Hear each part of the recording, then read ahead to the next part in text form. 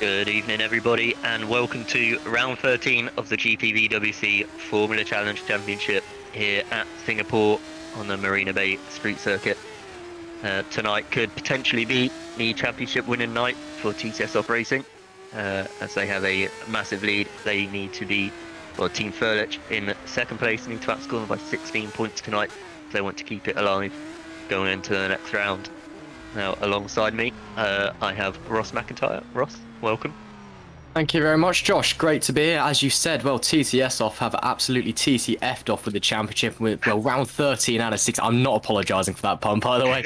Round 13 out of 16. And as you said, they only need a handful of points to clinch the championship from Team Frelik in second, who are only on 356. TCS off for 622 points, which is a long way in front, I think is the way to say it. But the drivers, however, is certainly still well and truly alive. Jake Dennehan and Darius Andre separated only by 17 points heading into this round, so that could very well change today. Obviously, Dennehan was the better off of the two last time out in Italy, took a podium and a win to Andre's win and a fourth place. But Singapore is a track that will cause chaos, so frankly, tonight it's more about being lucky than being quick.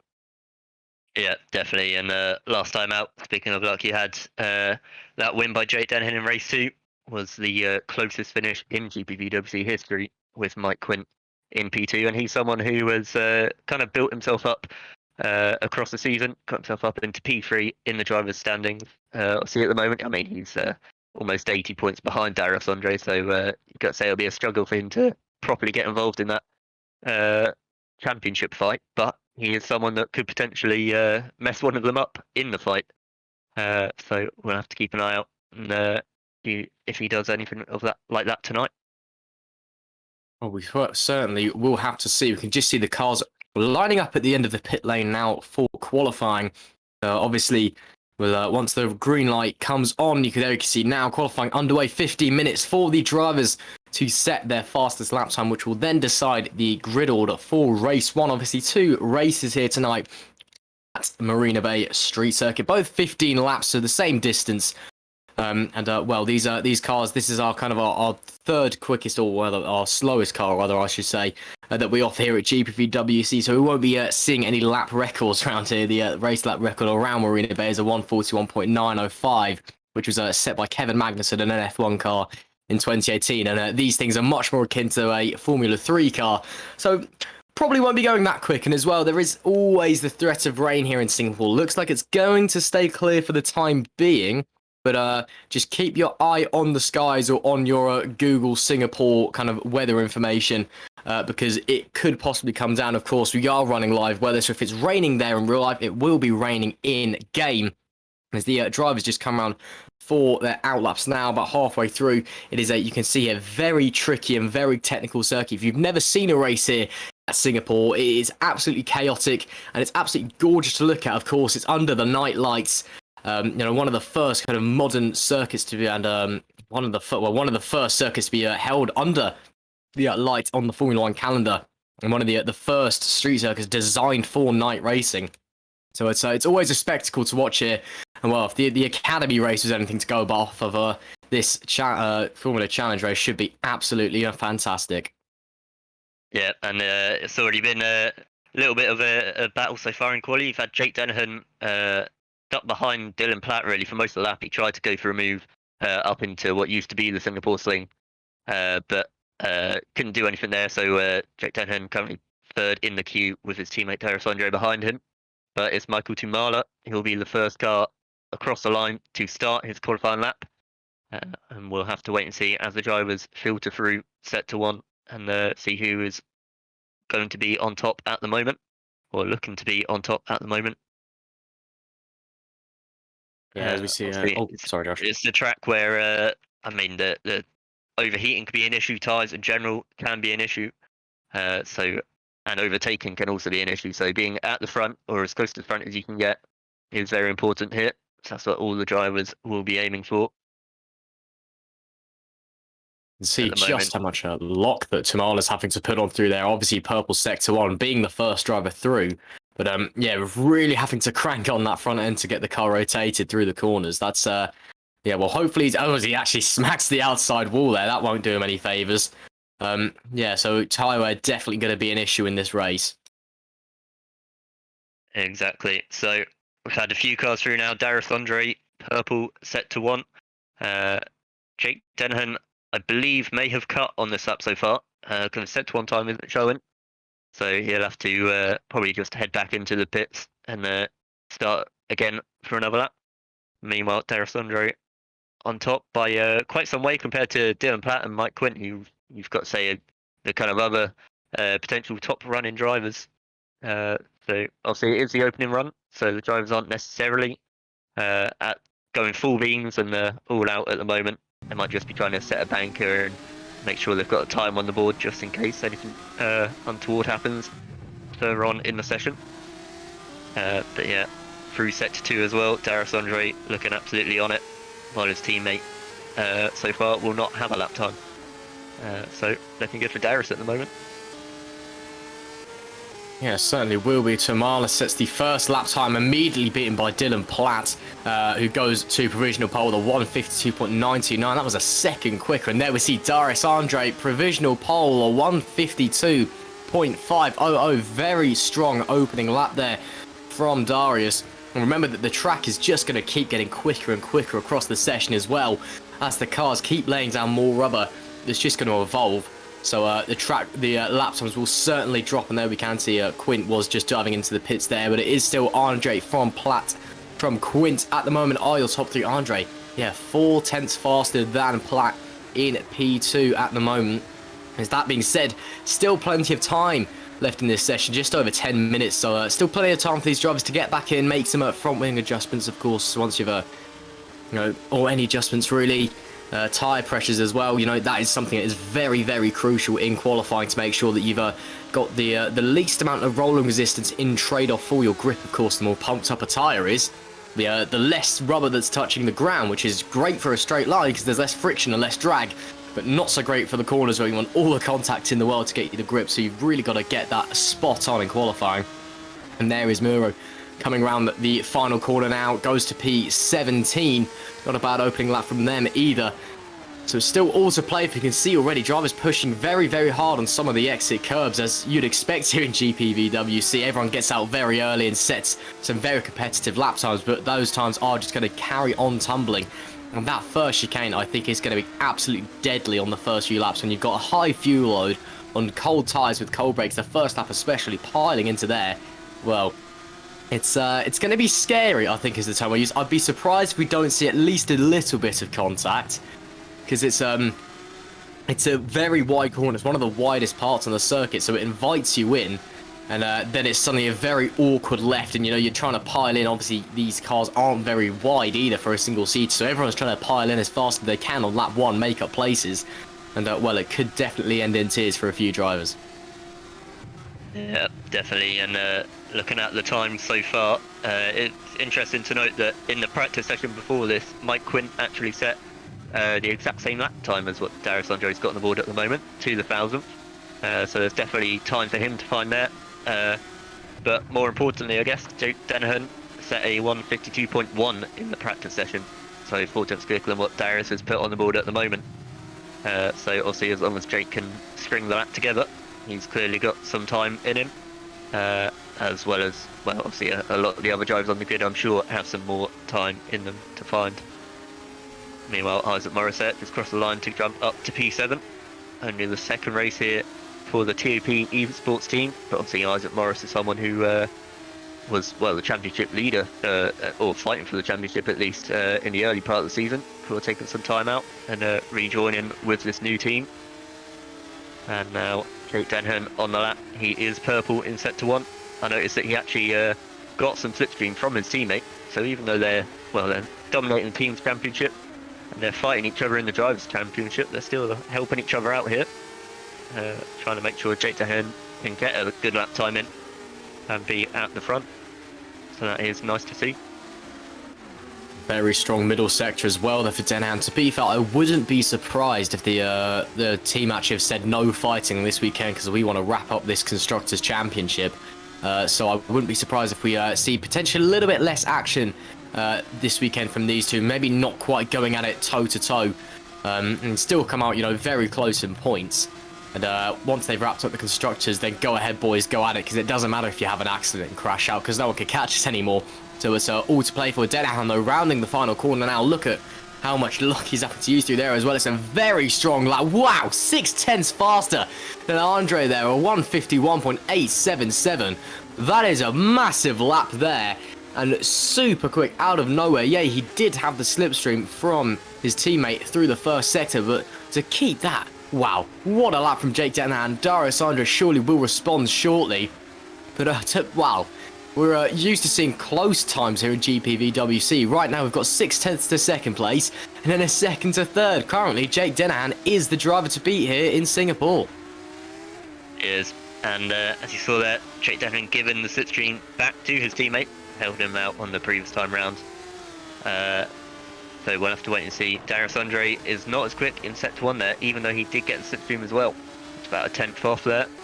And then behind Dylan Platt, he's about 2/10 off.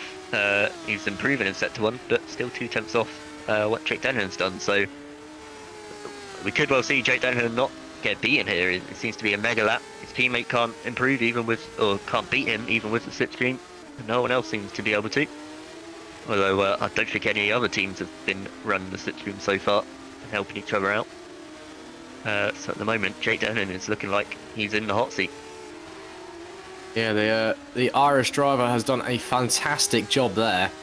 And yeah, interesting that no one else has done the slipstream thing, actually. That's, around here at Singapore, it is, well, obviously it's a very high downforce circuit, very tricky, very technical street track. So you want to be getting all the assistance you can down that big, long back straight in the, well, it's not really a back straight, it's in the first sector, but It's a long old stretch, and you want all the help you can get down there. So yeah, surprised that no one else has been, you know, providing some teammate assistance here. I guess TCS off just, you know, shaking things up a bit. I'm still going to hold on to my belief that they're going to be nice, as Andre within 0.3 of a second now. So maybe just a bit of a scruffy first sector there putting him off. We'll have to see Mike Quint, how can he respond? He's now a set 1.1 seconds off of Denahan in P1. As he now rounds through this awkward final bus stop section, which comes under. And then right again, very tricky. And then this last corner is absolutely horrible for tyres. You can see there, you can almost hear them protesting in pain, frankly, as the car goes flying through and crosses the line now. It is a 152 as he goes to P3. Now 4/10 off, so the track is definitely getting faster. Drivers are starting to get in, but Denahan still, that lap pulled out of nowhere. You know, that's the kind of lap time I'd be expecting to see in 2 minutes time, not when he set it. So maybe that might have been everything he absolutely had. Maybe he's got a bit more in his back pocket. We'll just have to see. As Scott Mitchell for Kings Racing now rounding the final few corners.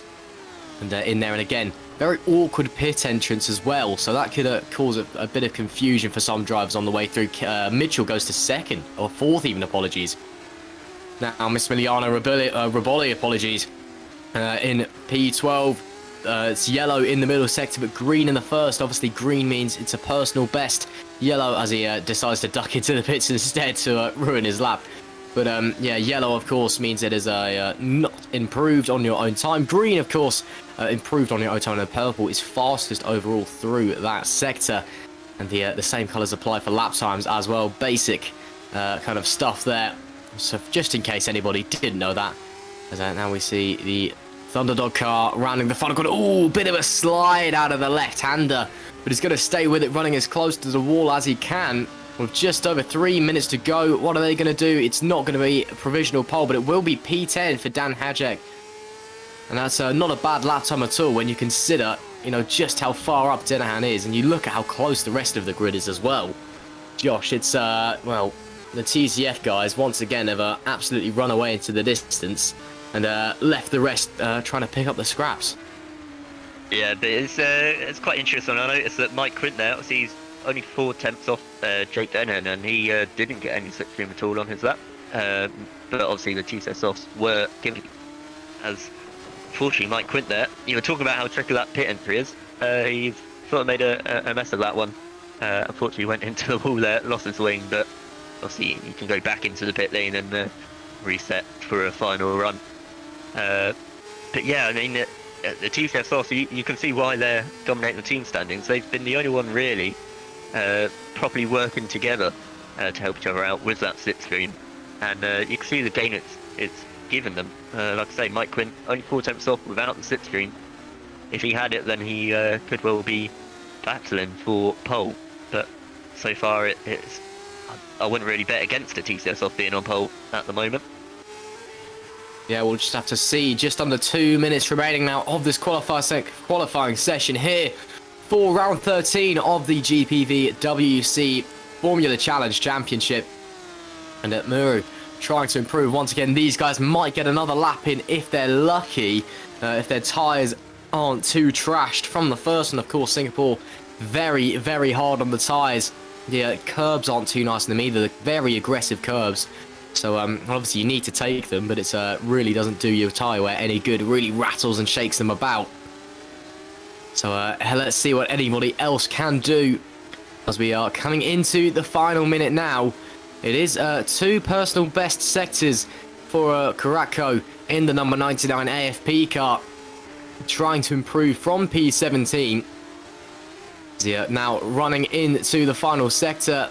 Keep your eye on the top of the leaderboard on the left-hand side as well. Denahan, Andre Quint potentially as well in. Mitchell might be able to pull something out of nowhere. We'll just have to see. Right now, though, it is still Denahan on the provisional pole.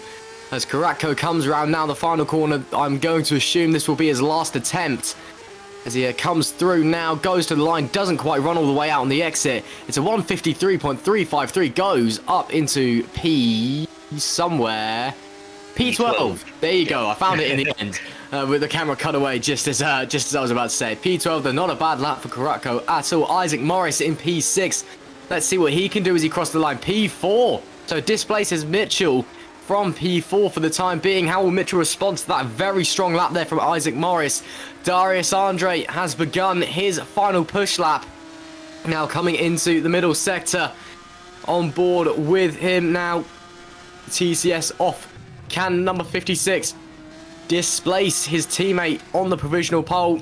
Very tricky section. That's somewhere where you really don't want to touch the curbs at all, because they will launch you into the air and possibly into the wall as well. A very tricky corner there as well. Lots of very tricky corners here at Singapore. It's just a very technical circuit, and a lot of them are blind as well, so it's a lot of judging the braking and just judging the turn. And it's a purple middle sector from Darius Andre. Game on, but it is a even more technical final sector, so let's see what it can do. On board with him as he heads through the final few corners now. Now just 2 chicanes to go, and that big whopping left-hander of a last corner. It's right, left, and then one big left again as we see a car in front going straight off. Doesn't put him off at all as he rounds the final chicane all the way to the wall to try and extract as much lap time as he can. Andre rounds the final corner. Can he knock Denahan off of provisional pole? Crosses the line. Yes, he can. It's a purple final sector, and it's 2,000ths of a second, or 200, sorry, of a second. Denahan, though, was on a lap. It was purple in the first sector, yellow in the middle sector, so he's going to have to pull something out of his back pocket here if he's willing to displace his teammate off provisional pole. Can Denahan respond to Andre's lap of the gods? It's 200ths of a second separating the pair. Can it be dropped? Can it be even further? If Denahan gets in front, goes to the line. No, he doesn't improve. It's Darius Andre on pole position. Denahan will line up alongside. What a lap there from Andre, just to knock his leader off his perch. Yeah, that was a mega lap. You've got to say, especially as neither of them got the slipstream, obviously, on this final run. They were both probably going for it. I don't think either of them wanted to give up that run to help the other guy out. So yeah, a mega lap to do that. You can see the improvement that the track had at the end of the session there. You had a lot of people changing about. So yeah, very impressive stuff from Darius Andre there. And it rounds out another TCS off 1-2 in qualifying. Only a 200th gap between them. And then 4 tenths back. You had Mike Quint there in P3. Dylan Platt improved to P4 at the end there, and Isaac Morris in P5, with Scott Mitchell P6, the other TOP esports car of Tom Voss in P7, Luke Mitchell in P8, Joseph Herlock in P9, and then Michael Tumala rounds out the top 10. Then you had Massimiliano Raboli there in P11, Dan Hayek in P12, Damien Scouron in P13, the highest placed Team Frelik car there in qualifying, and obviously they're the ones that need to outscore Team Sessoff today, so that's looking like a difficult task from there. But he's in P13. You've got Damir Karatko in P14, Jack Nichols in P15, Remco DeZeo P16, Tom van der Voort P17, Alex Lahu P18, Tommy Koivunen P19, and then the other Team Frelik car is Kenny Leiber in P20. And you've got Heist Donneveld P21, Patrick Sandak P22, Kevin Morville P23. I'm not sure what's happened here. It's showing Ben Willison. Oh no, yeah, no, it is correct. Randy Murray P24, sorry. Ben Willis P25. Bruno Souza Ferreira P26. Justin Ruin P27. Jared van der Weyden P28. Alan Kopic P29, and then Stefan Schreider will be rounding out the grid in P30. So we do have two cars missing today.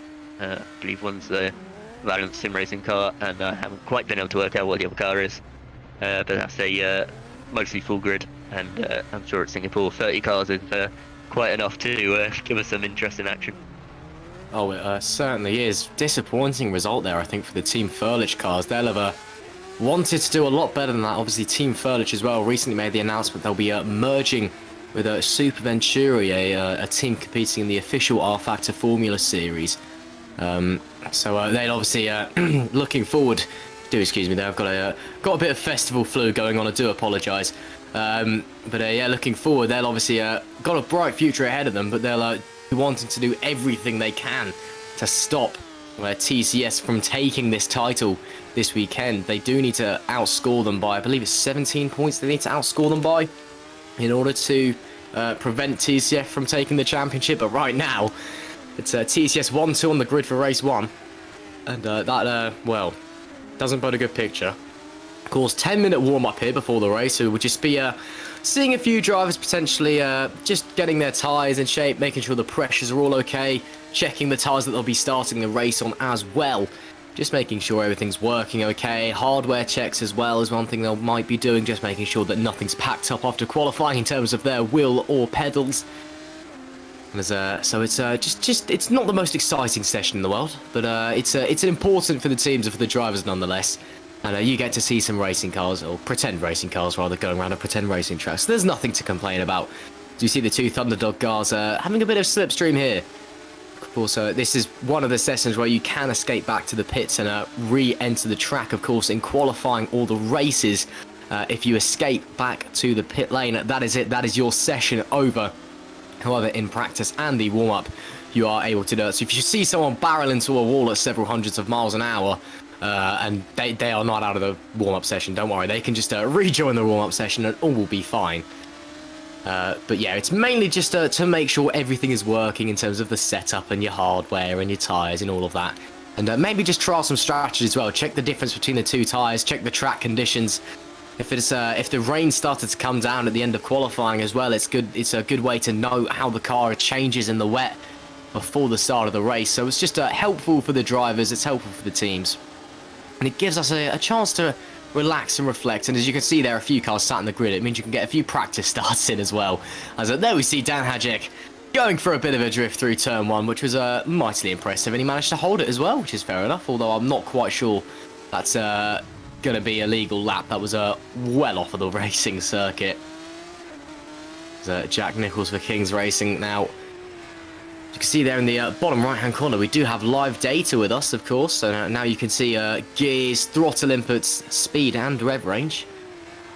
Of course, these are Formula Challenge cars, the FC20s, revving up to about 8,000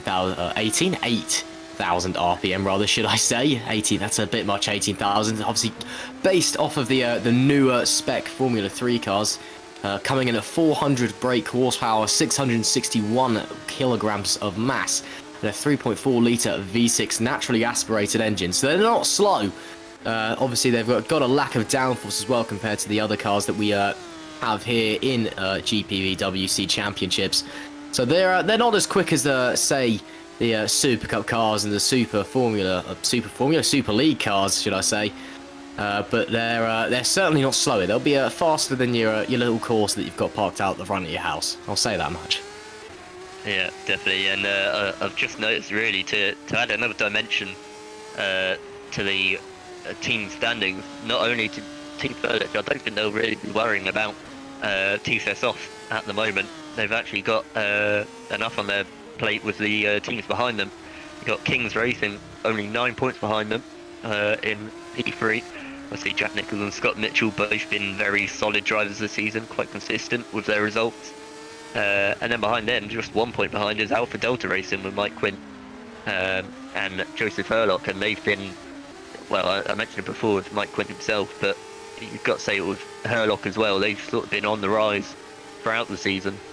So yeah, I think Team Furniture, I mean, they've not got a great spot here.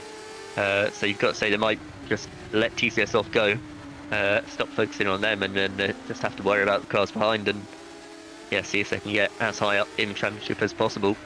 But unfortunately, to rain on them a little bit more, Damien Scouron, who was their highest place qualifier, actually has a 10-place grid penalty for this round.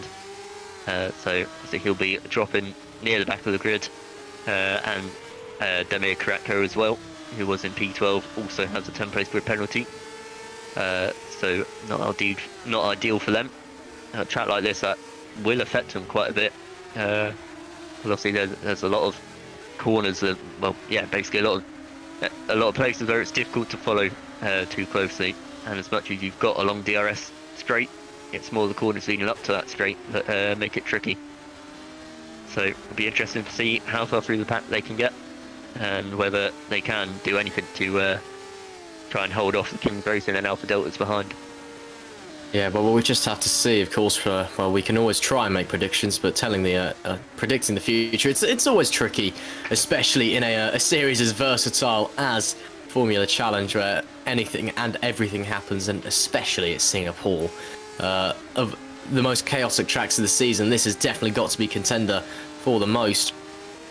And of course, you can make predictions as well. Of course, if you are watching along, don't be afraid to get in the YouTube chat and get talking. We'd love to see your opinions of what we've got coming forward. And if you are watching on YouTube, do not be afraid to hit that like button and click subscribe if you haven't already. A lot of effort goes into organising the races here at GPVWC and then broadcasting them, so it really does help out everybody involved, and the drivers appreciate it as well, I'm sure. So please do that. And of course, if you're new to GPVWC, if you have no idea what you're watching and you want to find out more, you can go to the links in the description. You can come join our Discord. You can find out more information, get to know a few of the drivers. Just find your way around, or you can head over to the website at gpvwc-simracing.com for any more info, and you can find out how to get involved as well if you fancy having a drive, if you fancy getting involved on the GPVWC team. Everyone here they're always looking to expand, and I'm sure they'd love a welcome. You'd be a welcome addition. They'd love to have you, I'm sure. And there is always the driving market. The driving market in sim racing works. It's the most versatile thing in the world, so there'll always be a seat somewhere. As we see Mike Quint now heading down the back straight, so do not be afraid to come along to the Discord and have a look at the website if you haven't checked it out already. As we now just have over 2.5 minutes left in this warm-up session. Then you'll be seeing the cars going back into the pit boxes. Then they'll be teleporting onto the front straight into their pit boxes. No, not pit boxes. Grid boxes. That's the one I was looking for. And then they'll off on their formation lap, green flag lap, warm-up lap, whatever you want to call it. And then we'll be racing. Of course, 2 races here tonight in Singapore, 15 laps apiece. So it's there's no sprint race, feature race, any of that to worry about. It's very simple. 15 laps. Is the number 2, remember. And of course 30 cars at Singapore into turn 1. It's going to be eventful, and as it stands it does still look like the rain is going to hold off, but touch wood that nothing happens, but at the same time we love a bit of rain, don't we? Always spices up the action, so I wouldn't be complaining. We've had a few races here in Formula 1 at Marina Bay. The track only opened in 2008, of course. It was the first night race on the Formula 1 calendar. Of course, that 2008 race as well, absolutely infamous for being the whole Crashgate thing. When Renault ordered Nelson Piquet Jr. to have an accident on purpose to bring out the safety car in order to get Fernando Alonso a podium with a long shot strategy, and he ended up actually winning the race. So that went quite well for them, didn't it? Obviously 5 kilometers, 3.1 miles around here, and 23 turns as well. It is one of the most turny tracks on the calendar. Turny is definitely a word, and I've definitely not just made it up on the spot. But it's a track. It's also a bit of a polarizing track as well. It sometimes produces absolutely classic races. It sometimes doesn't. Again, sometimes the rain comes, sometimes it doesn't. It's a very humid climate. It's Singapore, and it's also built into the side of a harbour, much akin to Monaco. So you a lot of moisture in the air, which you have to factor in as well. So very humid in a kind of very tropical climate. So it's hard to predict what's going to happen, really. But, well, there is one thing you can predict in it's Formula Challenge. It's 30 cars. It's going to be chaos running into turn 1. Yeah, definitely. And I think the weather is definitely something that's going to be hard to predict. There's been a lot of talk of rain coming. I've had a look myself, and I mean, the percentage chance isn't that high, but last year we had, I think there was about a 10% chance of rain, and it rained for most of race 1. So, yeah, we'll just have to wait and see on that. I'm sure these drivers have enough on their plates without having to worry about the rain, especially if it was to just pour down now. That would throw a spanner in the works for them. But at the moment, it's looking like it will hold off. So then as the session comes to the end, you'll see drivers start to line up there in some grid spots to do some practice starts. At the moment, Jake Dennehan is topping the session with Darius Andre in P2. So it's the reverse of the qualifying front 2. And you've actually got Mike Quint as well in P3 there. So the top 3, all the same drivers in this warm-up session. But obviously, well, they'll be running loads of different programs, really, the drivers here. I know when I was driving, I'd normally use the session to just go to the toilet and maybe do a practice start. Which there's quite a few drivers without any lap sets, so I think that's what some of them have been doing. But some other drivers may just be going out there, testing out the fuel loads, seeing what it's like back on a heavy car again. Definitely doing some practice starts, and just sort of preparing mentally, really. That's the main thing you can do in this session.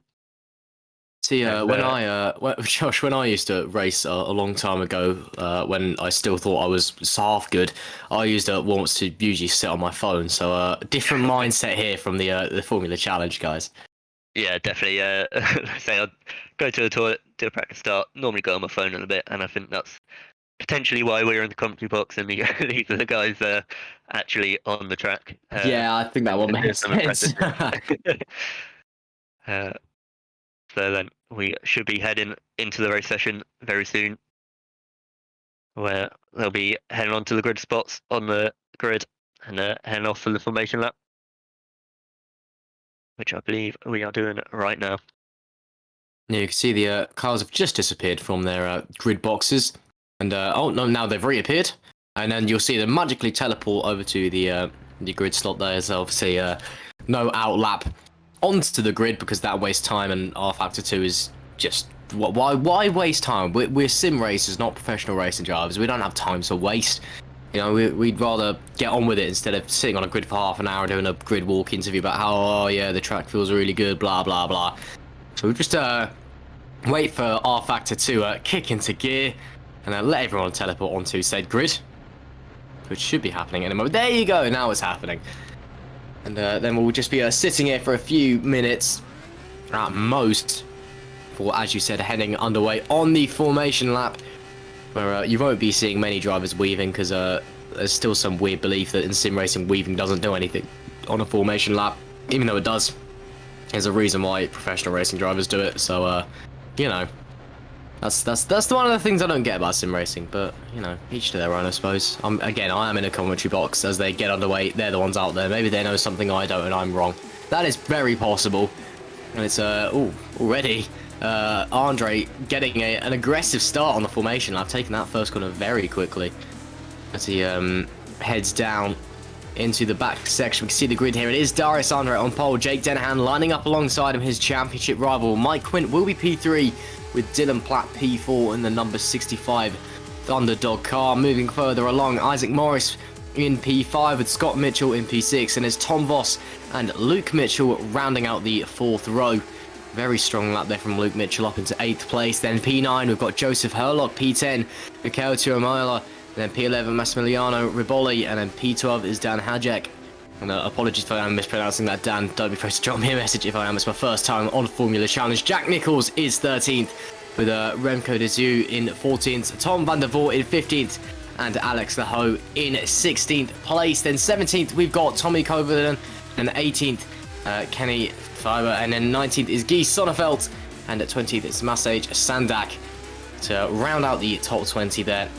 21st, Kevin Morville. 22nd, Damon Skokron. 2013th, Damir Karatko, and then 24th is Rauno Murgi. 25th, we've got Ben Willis, and then it's Bruno Souza Ferreira, Justin Roland, Jared van der Weide.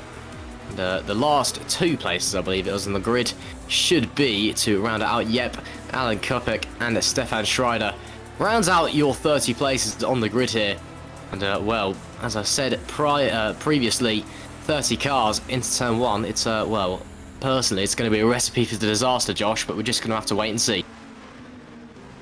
Yeah, I don't really remember a turn one here that has been clean all throughout the field. But saying that this year, I mean, people seem to have been a bit more behaved this year, at least at the first few corners. Maybe not all the way throughout the race. As I say that, I think I might have heard some crashing on the formation lap, which just goes against the exact thing that I was just talking about. It is Tommy Koivunen is back in the garage. Let's see what happened here. Oh no, he's done a Daniel Ricciardo. He's gone straight on underneath the grandstand and just taken his front wing off. That is such a shame for him. Yeah, Jake Dennehan did the same thing as well in second place. Just saw on our screen. Dennehan had a big hit with the barrel in the same place, was able to keep going, but I don't know if he's got any damage. We'll just have to see. Yeah, that can make turn 1 even more interesting for him, as Tommy Koivunen is exiting his garage, so he will be able to make the race, but also he'll be having to start from the pit lane. So it's a shame for him. He was in a pretty good position, P17. It's pretty good to at least aim for points. But then the lights come on. We've got 5 lights.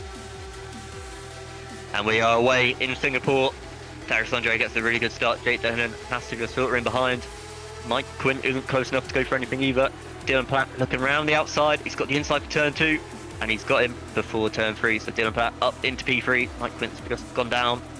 Looking further back, I think there might have been some spinners. But no, in general, everyone seems to have gotten through relatively cleanly. I don't think there's been any major incidents. That's good to see. And yeah, Jake Denon, obviously with that incident on the formation lap, he's really got to be learning his car once again on lap 1. So I'll be surprised if we see him go for any moves. But you had Mike Quinn attempted to go for a move there on Dylan Platt to reclaim that podium place, but for now he isn't able to do so. Got further back, there's a lot of places being traded, a lot of people trying to find space, trying to just pick the way through and settle in really for the rest of the race here. But as I was mentioning, it has been relatively clean, which is very good to see. Yeah, surprising as well. We were all expecting it, but looks like it wasn't that way. I think Denahan was hoping to get the jump on Andre. He immediately darted right, almost to try and top him off as Kopich dives down the inside there of Willis behind. It's going to be alongside him out of the corner, please excuse me. And it will not have the momentum into the right-hander nor the inside line. So it will be back down to 26th place. Yeah, I think Denahan, though, was expecting to get the jump off the start line because he just immediately darted right and ended up just filtering behind Darius Andre. Had a great start and then did actually have a little bit of a look down into turn 5, ended up coming into nothing, but it will be Andre that leads the first lap of this race from Denahan from Platt, who's had a good first lap, got up into P3 there. Tom Voss in 7th, who we're now watching. Maybe, no, it's way too far back. I've decided just eyeing that into turn 1. Very tricky corner. Try not to ride the curb. That orange sausage curb is an absolute killer on the inside of turn 2. Guy Sonneveld's had a very strong first lap, and Kenny Leiber moving up the inside into 17th place on Morville. And that's a very nice little overtake there. Turn 1 is not a typical overtaking spot. As much as it looks inviting, it's actually quite tricky to pull off a move there with turn 2 just awkwardly plunked right behind it. And there is Dylan Platt up into P3 in the number 65 Thunderdog car. Hopefully going to try and chase down the TCS guys in front. But right now it is Andre and Denahan already 2 seconds. Ooh, Platt actually just banged into the wall there. So that will have definitely taken the paint off his tyres. Hopefully hasn't given him any damage. Runs a little bit wide into the left-hander. But maybe just a bit too much speed. Trying to assess the damage potentially. Looks to be okay. Doesn't seem to be crabbing down the straight. On board with Mike Quint now in the slipstream, who will be desperate to retake that P3 as they head down this. Well, there's a few long straights here actually at Singapore. Or I say long for a street circuit, but ultimately it all comes down to 100-degree corners that you've awkwardly got to navigate your way around, and it's tricky to follow as well, even with these lower downforce FC20 cars that we have. So that we are doing the absolute best into the final few chicanes now with Quint. Saw a few incidents here on the formation lap, but he gets through fine as it does. Oh no! And Platt's banged the wall again. So that's twice on the same lap. Platt has gone and made contact with the wall on the outside. I'm not sure if he's struggling for grip already, if the tyres just aren't up to temperature, but he's risking putting serious damage on that car there. Is Darius Andre with the fastest lap of the race, but Platt's running a very dangerous game at the moment. Yeah, you can see he's having to put all his effort in to try and keep up with the front 2, but they are just pulling away with ease. And yeah, really, he has to worry about Mike Quinn behind. We are now on to lap 3, so DRS will be enabled. Like I say, the straights are relatively long here. So the DRS will help him down there. But can be tricky to pull off moves in general. He's a bit too far back here, I think. He's going to have to settle up a little bit better there into turn 7, potentially on the next lap. But they do have Isaac Morris as well, not too far behind. He's hovering around a second, so Isaac will be wanting to push a little bit more to make sure he's within the DRS, and maybe he'll be able to pick off either of them if anything happens between them. And further back, there's been a lot of movement further down the order. Got Tom van der Voort there. Just got his way into P16 ahead of Kenny Libet, and he's just going up High Sonneveld in front, really, who's dropped off the back of Remco de Zeeuw. And then there's a few different trains forming in, but this one at the front. Jake Dahan is very close actually to Darius Andre here. Closer than I would have expected, but this is obviously the tricky part of the track where you can't really go for any moves, so you just have to probably wait till the next DRS straight. There was a lot of movement under brakes there for Denahan. I'm not sure if he's got any damage from that formation lap tap for the wall, but certainly pushing hard. He's going to come onto the back straight now. Yeah, drops back a little bit through the chicane as you'd expect, but he's going to be right in the money coming into the DRS range. So this could be Denahan's time to shine and take the lead off of Andre as we start lap 4. Look how close these guys are. Only 0.3 of a second separating them as they came to the line. And Denahan really pushing. He feels like now is the time. He's looked at his tyre data, looked at his fuel data, decided he's got enough left on both. And now he is going to push. And this is one of the DRS ranges. So coming now around the right-hander. It's a bit of a wobble from Andre on the exit as well. Denahan will have the more momentum, plus the slipstream as well. Coming now through underneath the bridge. Will he have a look? He's certainly close enough to have a look. He pulls to the inside, gets on the brakes. But it almost isn't late enough.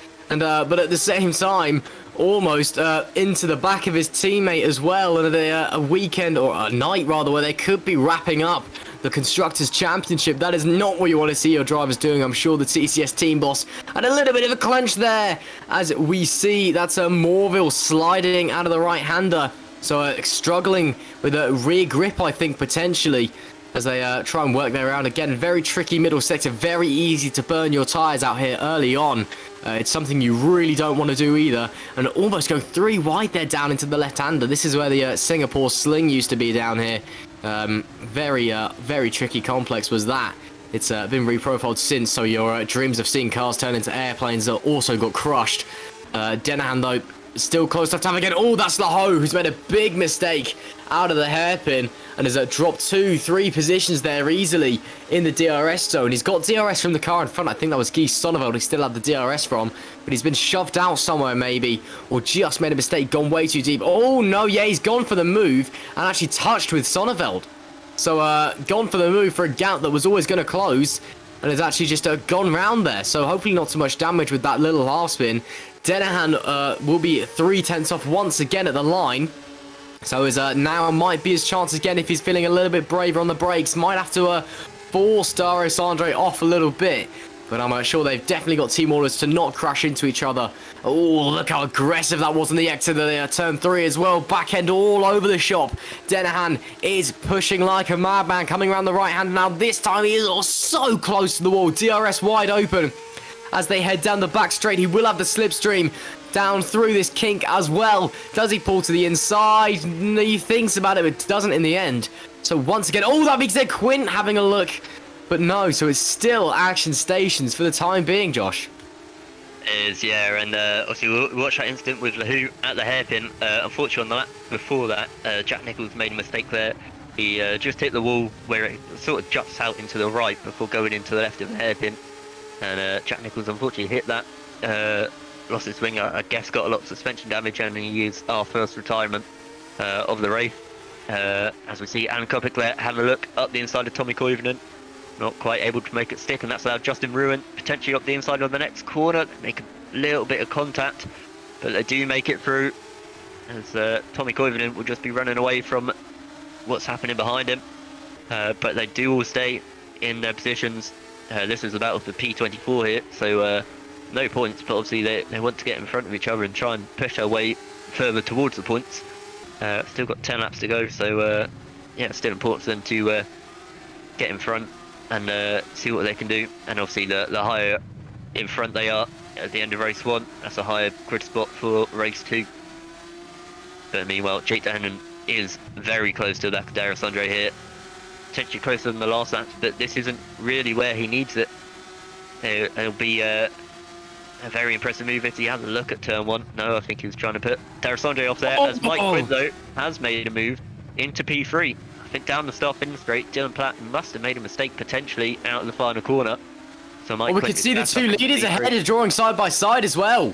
So it's all the moves happening, and that was a bit of contact actually. That's Denahan trying the switch back. Oh, there is contact with DRS now open for Denahan. This is the closest these two have been all race. Now's the time for Jake Denahan. DRS to the outside, draws alongside. Who's braver on the brakes? Banging wheels into the braking zone. Still contact between the pair. Denahan sends out wide over the curbs, and he will have the inside line into the right-hander, but no, he submits the position. So Andre holds on, but Denahan, that is the closest opportunity he's had all race. Mike Quinn did get past Platt in the background. Well, Andre Denahan still. Denahan looking. He's got so much pace at the moment. We've got a replay here of Platt and Quint coming through the back section into the first few corners. So we'll should be seeing what happens. Sorry, as we just gotta wait to see the leaders. Oh, Platt just got it wrong coming through the final corners. It was well, that was that done and dusted. And now we can see Denahan and Andre, who pulled up his head. It was a great launch out of turn 1 from Denahan. Look at the traction he got out of turn 3 even. That was amazing. Wow. And actually a bit of contact there.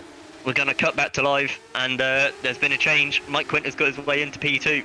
I don't know if we'll be able to line up another replay here, but Jake Denahan, he was right on the tail of Andre for that entire lap, and he just outbraked himself into one of the corners, tapped the back of Andre, and that just unsettled him, and allowed Mike Quint through. So these two, I mean, they battle very hard all the time. If I was their team boss, I would not be able to watch any of these races. Really, for things like that, they battle so hard that something like that is always bound to happen. And this potentially could allow Mike Quint to make the move into the lead. He seems to have the momentum here. Darasandre, he sort of dropped his pace a little bit over the last couple of laps, and yeah, Mike Quint at the moment, he's got the DRS, potentially not close enough here unless he's got a setup with a little bit more straight line speed than what the TSS are running. He's going to have a look, but no, he was never really close enough to have a proper send there. But yeah, I mean, Mike Quint, he's got the momentum at the moment. 2 TCS offs. Well, Jake Denahan, he already had damage potentially from the formation lap, and I'm sure his car is not feeling too great at the moment after some more contact there with his teammate. Yeah, that's not ideal for Denahan down into P3, especially in the championship fight as well. It's only 17 points between him and Andre, currently going the way of himself, but this is going to allow Andre to close right up going into race 2. Quint, though, suddenly with a huge boost of momentum out of nowhere. He's suddenly been the biggest mover on track. In this phase of the race, in this phase of the tyre life, it is Quint with the car that everyone wants to be in right now. He is driving superbly quickly. And, well, he's actually now attacking Andre for the lead as well.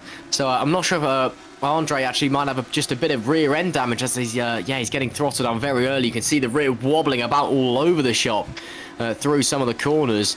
So potentially just the contact with Denahan's just put a little bit of damage on the rear of his car.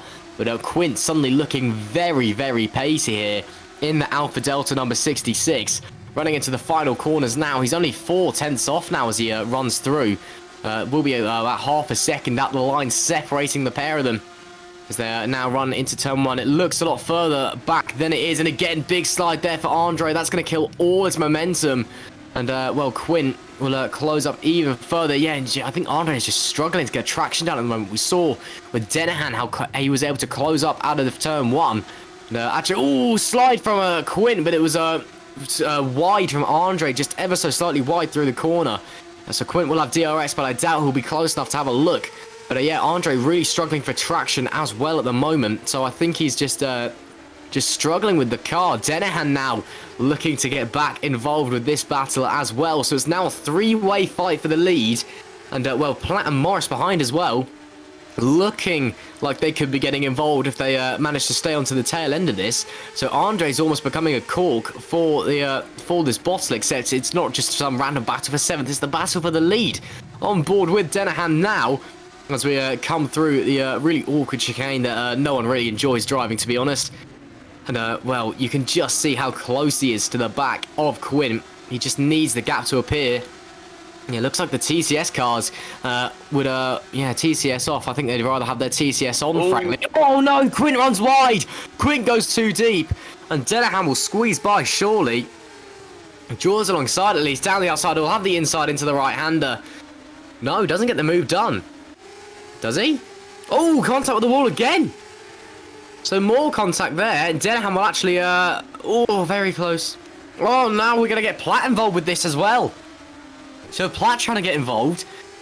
And, Denham nearly went from second to nearly fourth. Wow. That's, and that's allowed Andre to shoot off as well, Josh. Yeah, exactly. Jake Denham, runs very wide out the final corner there. I noticed he actually clipped the wall, turning into the corner. Clearly, just trying to extend the track as much as he can to get the best turn in he can. But yeah, it was looking like it was potentially going to be a three-way fight for the lead. Obviously, Mike Quint there. Never mind the TCS, TCS. I think he would need his ABS on there, running a little bit too deep, and that has allowed potentially Jake Denham here to have a look to get back into P2. Mike does still have the DRS, so it's going to be a little bit more tricky. And Jake Denham can't go for it there, but Isaac Morris behind it has a look at Dylan Platt, and they touch, and they're both round. That's allowed Scott Mitchell through. Tom Voss as well has been caught up in it. Oh no, that's both TOP sports cars off the track. Obviously Isaac proved that spin with Dylan, and Tom Voss, I don't know if he was running wide on his own, but he was caught out with Dylan being there sideways right in front of him, so he had to get out of it too.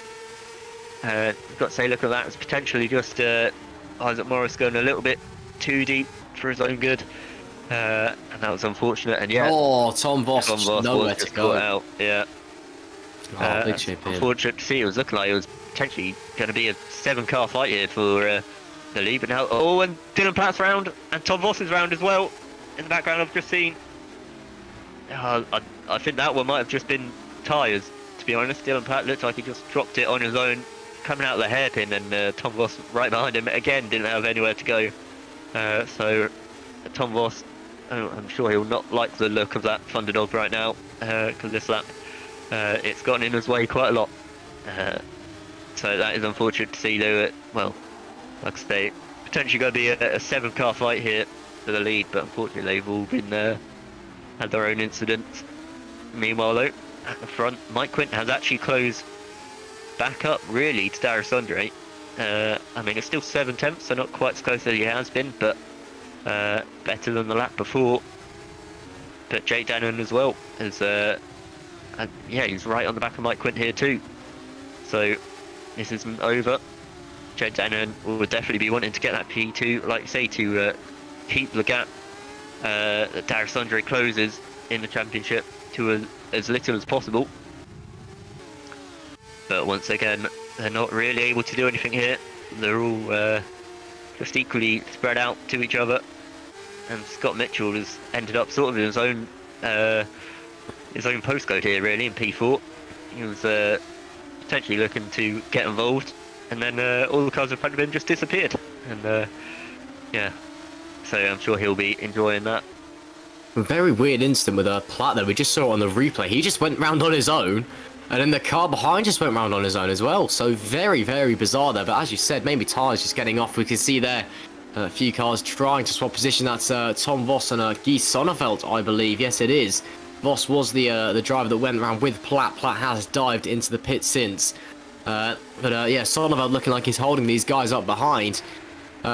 As you said, though, yeah, tyres. It's Singapore is a track that just draws out mistakes from actually fatigue alone. It's not as bad, of course, as it would be in real life. Even though it's a night race for basically every series that comes here, it is ridiculously hot. It's one of the hottest races of the year, and because it's so humid as well. Obviously, it's a tropical climate in Singapore. If you've done like year 7 geography, you'll know what that means. And as well, because it's built right on a harbour, so that it's ridiculously humid. So you get very, very warm cockpit temperatures. You're looking upwards of 60 degrees in a cockpit. While obviously you won't be feeling that, you'll be just a bit sweaty from all the effort you're putting on in your cozy little box room that you've probably got your rig in at home. It's still a very, just to drive on a sim, it's a very fatiguing circuit. It really takes a lot of effort just to focus, because it's 23 corners. It's a lot of corners, and each one is so unique and yet so similar, and it all kind of fades into one. And of course, these guys got a second race to look forward to as well, so it's all fun and games here in Formula Challenge.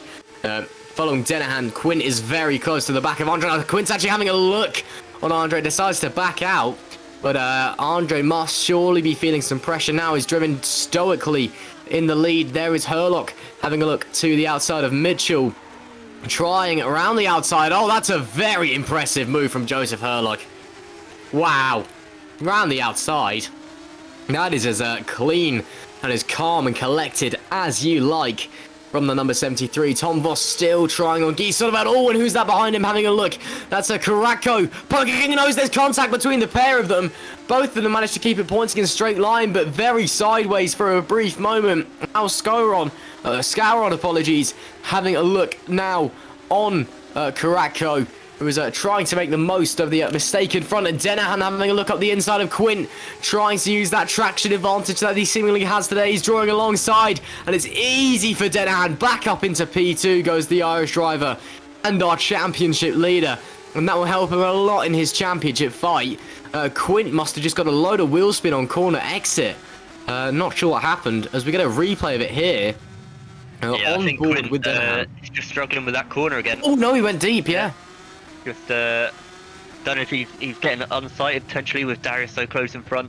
Obviously, he would have done a lot of practice on his own there, and that is a corner that it invites you to break later, to get every little bit of performance out. But unfortunately, Mike Quint there messing it up a couple of times in a row, and that's allowed Jake Denahan back through 4P2. When a few laps ago, Mike Quint seemed to be the guy with all the momentum behind him. But further back, there's a lot of battling going on. We've got Tom Vons here. See, after his incident, he's trying to get as many points back as possible. And obviously with P10 to P15 being randomly selected for reverse grid pole, the higher up you are in the top 10, or towards P10, then the more chance you've got of being at the front for race 2, which is very important for these drivers. So they're going to head with the DRS now onto the straight. Tom Voss is very close to Guy Sonneveld in front. They could potentially go for a move, but he's got a train of cars behind him that will pick up the pieces if he messes it up. So we'll just have to wait and see. He is very close. He's going to have to go around the outside though, and he tries it, but he's not far enough. And behind you've got Maciej Sandak now, and Damon Scaron side by side, and was that Damon Karatko as well. Have a look up the inside of Tom Voss. They're going to bang wheels a little bit, but they all stay in the same position as they were going into the corner, which is quite mad after what you saw there. Potentially go have a look into Singapore's thing, but that is it'll be very impressive if you do pull off the moves there. And they all stay single file through this bit.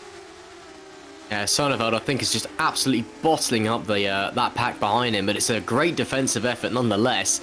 I'm sure the guys behind getting very frustrated as the race wears on. Lap 12, soon to be lap 13 of 15. We will have 3 laps to go after this corner. Denahan back up into second place. Oh, Andre's lost it. Andre's lost the rear of the car coming through the final corner. That's the race leader round. And what has happened there? Darius Andre just spat him out. I cannot believe what I've just seen. That was race leader and championship contender Darius Andre. Here's an onboard.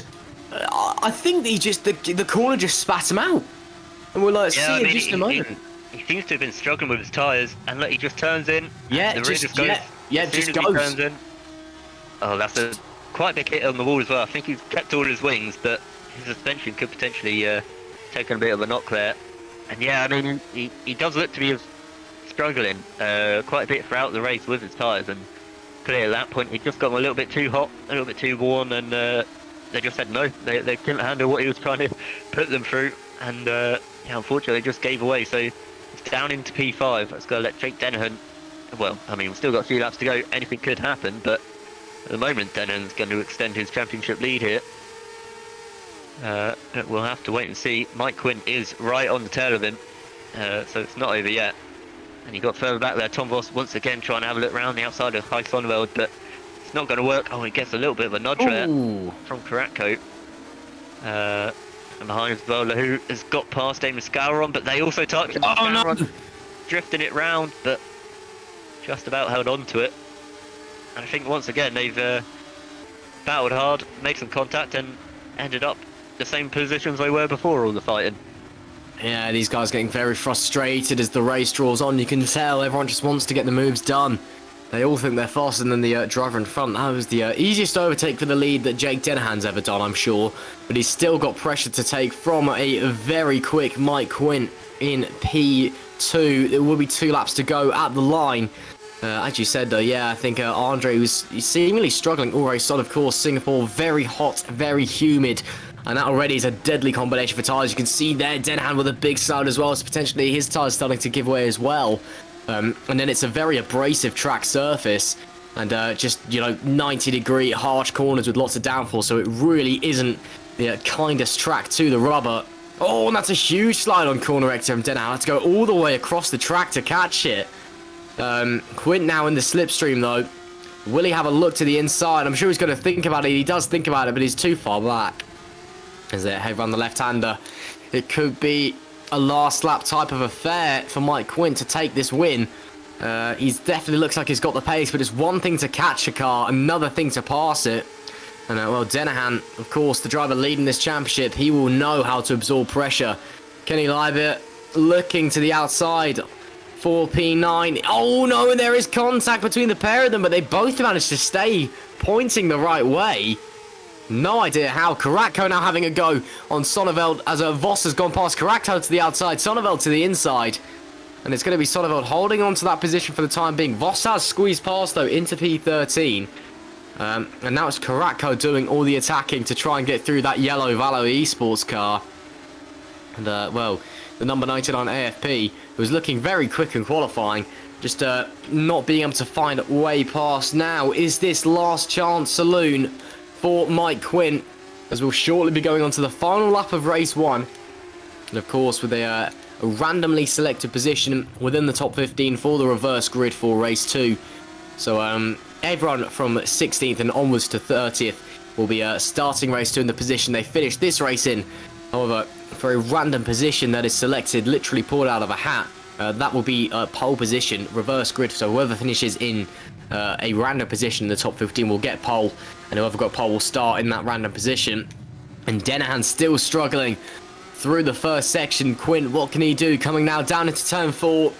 It was looking very quick through here last time. This could be his chance. It's a bit wide from Dennehan. Very neat and tidy, and it's already pulling over to the right to try and break the toe in the DRS zone. Quint is closer than ever. Coming into the braking zone. Will he pull his Dennehan to the inside, going defensive? Quint to the outside, draw alongside. Can he try the switch back? He looks to do it, but no. Dennehan defends superbly, sticking to the inside anyway, but no. Backs out of it. And well, Quint has only got a few more opportunities to make the move. And it's going to have to be forcing his way through, but the looks thing is Dan Hadjek down in 8th. Is trying to find a last-minute pass around Mitchell as well for 7th. Looking to the outside, there is Skalkron in 16th. Still bottlenecked behind Guy Sonnefeld. And well, it's well, this is for the last points position. It really is anybody's game here in the last few moments here. It really is. Mike Quint still been putting pressure on Jake Dennehan throughout the lap. Obviously, there's very few passing opportunities here at the end of what is the final DRS straight of the race, and he's not close enough. I think Jake Dennehan is just about going to hold on here. You got to say for Mike Quint, he's I'm sure ruined his mistakes. Obviously, he made 2 breaker mistakes really that has allowed Jake Dennehan through. Obviously, that was at the time where Andre was in front, so who knows whether that would have stayed the same. But at the moment, it looks like Jake Dennehan is going to have withstood the pressure of Mike Quint very well. Obviously, after making mistakes of his own. But Jake Dennehan is going to come around the final corner to win in Singapore in race 1. Mike Quint, a very good P2. And Scott Mitchell, quite a quiet P3. Just picked his way through the trouble. Isaac Morris P4. And Darius Andre, he's sliding through the final corner once again. Is he going to get P5? I think he just about got it. By a couple of hundredths, by 100th, I think he just got it from Joseph Hurlock. Luke Mitchell crosses P7, Dan Hyatt P8, Kenya Libet P9, Michael Tumala is going to come across in P10, with Renko Jose P11, Massimiliano Riboli P12, Tom Voss having escaped from that battle P13, Hy Sonneveld is going to hold on for P14, and Damien Scouron is going to take the final points position there So, as I mentioned, Team Frelik, P9 and P15. So I think that's sort of sealed it for TCS off today. But this is a replay here of Darius Andre through the final corner. Similar incident to earlier in the race that lost him the lead, but just about managed to hold on to it, and just about managed to keep the place. So, well, good for Darius. Obviously, he didn't want to lose even more points to his teammate there. But because of that spin that he had, he is going to start in front of Jake Downard for race 2 no matter what. So that could be his chance to try and pull the points back. Yeah, indeed. Great race 1 that we've seen here. Very unlucky for Darius Andre as well. Just, you know, that's just one of those things. The car just spitting him out into the final corner. But as you said, Denahan takes the win here in race 1 and extends his championship lead. It will be Quint in second, Mitchell rounding out the podium. Then Morris, Andre Herlock, Luke Mitchell, Dan Hajek, Kenny Leiber, and Mikhail Turmaja in P10, rounding out the top 10 there. And, well, yeah, intense race 1. Now we've just got to wait and see what happens in the reverse grid race 2, if that was anything to go off of. It is, well, certainly one to look forward to. And again, possibly the rain coming down has held off for the time being, but Singapore, you simply do not know what's going to happen. No, absolutely. Anything could happen. Obviously, you'll have, well, potentially the slower guys at the front for race 2, holding up the faster guys trying to make their way through for all their championship battles. So yeah, it's always where something kicks off, and really there's still the potential for rain. Obviously, we didn't see any there race 1, and the chances are quite low, but that could also happen at any point. And then I'm sure there's a lot of drivers that will not be wanting rain to fall. And I imagine TCS off guys are probably one of them. But there you see the rest of the grid. Dylan Platt fell all the way to P21 after that incident with Isaac Morris, dropping him all the way out the points. So that's a shame to see for him.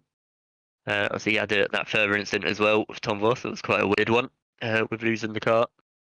Like I say, Jack Nichols was the first retirement of the race, and then just had one more with Alan Kopic. So 28 finishes, is quite a good return, I'd say, considering how tricky this track can be. But that was race 1. We're going to go for just a quick 5-minute break here. And the drivers will be doing another warm-up session, and then we will return for race 2.